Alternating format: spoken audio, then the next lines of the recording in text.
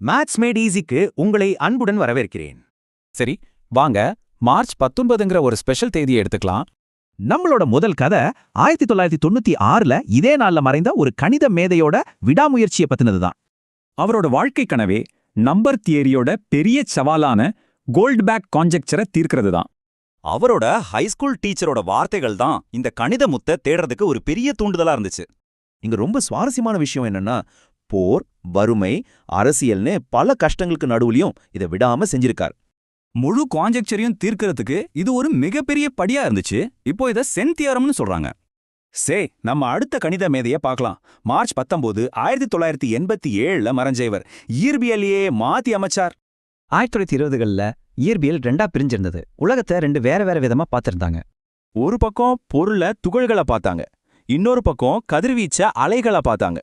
இந்த wave particle டிவாலிட்டியை electron உட்பட எல்லா பொருட்களுக்கும் விரிவுபடுத்தலான்னு அவரு சொன்னாரு. பிரபஞ்சத்தோட ஆழமான ரகசியங்களை விவரிக்க கணிதம் எப்படி ஒரு மொழியா இருக்குன்னு இது சூப்பரா காட்டுது. சரி, இப்ப நம்ம மூணாவது கணித மேதையை பார்ப்போம். இவர் மார்ச் 19, 1984ல மறைந்தார்.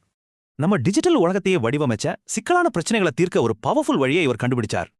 இதுக்கு பேரு டைனமிக் புரோகிராமிங். இதோட ஐடியா ரொம்ப சிம்பிள்.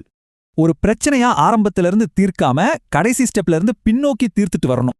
இந்த ஒரு ஐடியா தான் இன்னைக்கு சேட்டலைட் நேவிகேஷன்ல இருந்து எக்கனாமிக் பிளானிங் வரைக்கும் எல்லாத்தையும் இயக்குது. பாத்தீங்களா, இதெல்லாம் மார்ச் 19ங்கிற ஒரே ஒரு நாள்ல நடந்த 3 கதைகள் தான். ஆனா விஷயம் இதோட முடியல. இன்னும் நிறைய கணித மேதைகள் இதே நாள்ல பிறந்திருக்காங்க இல்லனா இறந்திருக்காங்க. ஒவ்வொருத்தருக்கும் ஒரு கதை இருக்கு. பல நூற்றாண்டுகளா எண்ணற்ற மேதைகள் சேர்ந்து உருவாக்குனது தானே இது காட்டுது. ஒவ்வொருத்தரும் அவங்க பங்களிப்பை செஞ்சிருக்காங்க. அப்போ இன்னும் 100 வருஷம் கழிச்சு நாம கொண்டாட போற கணித கதை எதுவா இருக்கும்?